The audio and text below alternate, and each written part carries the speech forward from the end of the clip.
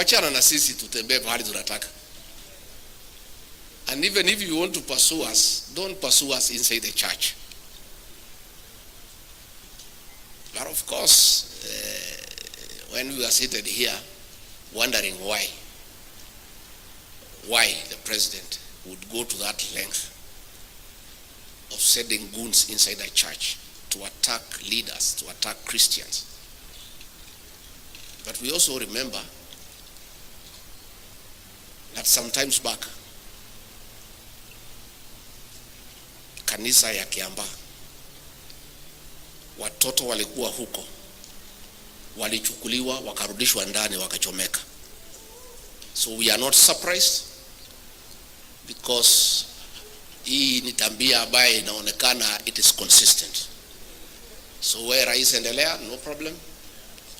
Lakini ujue hii kitendo ya leo, uhusiano yako na kanisa ya PCEA is irreparably damaged ever.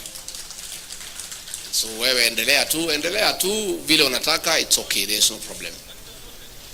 And other churches are seeing. Hakuna mtu haoni.